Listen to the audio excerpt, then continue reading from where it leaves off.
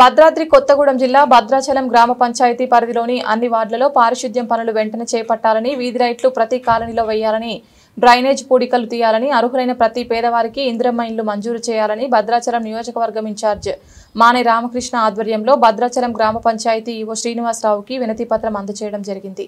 Congress party ప్రభుత్వం 18 నెలల పాలన గడిచినా సరే ఇచ్చిన 6 గ్యారంటీలు 420 హామీలు ఈ రోజు వరకు కూడా అమలు కాలేదు.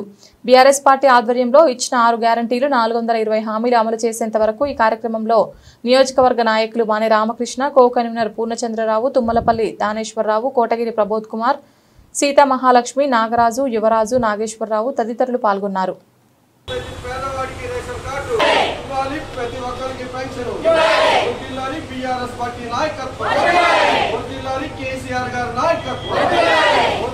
కేటీఆర్ గారి నాయకత్వం వర్ధిల్లాలి బీఆర్ఎస్ పార్టీ వర్ధిల్లాలి బీఆర్ఎస్ పార్టీ ఇవ్వాలి.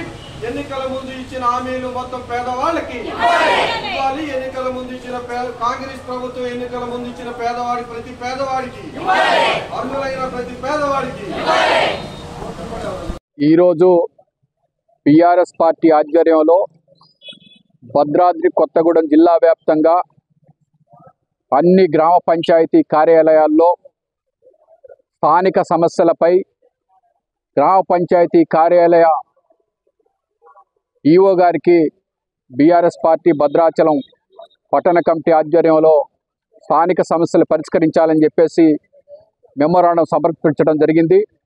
ప్రధాన డిమాండ్ ఏంటంటే నిరుపేదలైనటువంటి అర్హులు ఎవరైతే ఉన్నారో వారందరికీ కూడా ఇందిరమ్మ ఇళ్ళు మంజూరు చేయాలని, స్థానికంగా ఉన్నటువంటి అన్ని వార్డుల్లో పారిశుద్ధ్య పనులు చేపట్టాలని, అట్లనే ప్రతి వాడలో వీధి లైట్లు ఏర్పాటు చేయాలని, అట్లనే మంచినీటి సమస్యను తీర్చాలని చెప్పేసి అనేక సమస్యలపై, ప్రధానంగా పింఛన్ల విషయంలో కూడా ఇలాంటి అనేక సమస్యలపై, ప్రధాన సమస్యలపై ప్రతి గ్రామ పంచాయతీలు ఇవాళ భద్రాద్రి కొత్తగూడెం జిల్లా వ్యాప్తంగా భద్రాచలం నియోజకవర్గంలో ఉన్నటువంటి అన్ని గ్రామ పంచాయతీలో, అదేవిధంగా భద్రాచలం పట్టణంలో ఉన్నటువంటి గ్రామ పంచాయతీ కార్యాలయంలో ఉన్నటువంటి అధికారికి మెమోరాండం సమర్పించడం జరిగింది.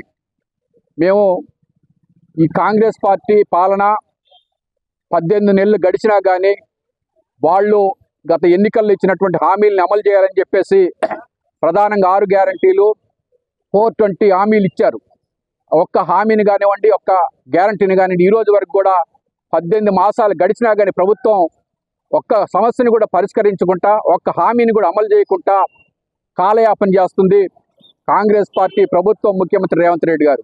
వీరిని ఒకటే అడుగుతున్నాం, మీరు ఏదైతే తెలంగాణ రాష్ట్ర ప్రజలకు ఇచ్చినటువంటి హామీలని అమలు చేసే విధంగా మీరు గతంలో ఏదైతే చెప్పారో ఒక్క హామీని కూడా అమలు చేయలేదు. ఈ రోజు నుండి మీకు ఒకటే మొదలవుతుంది.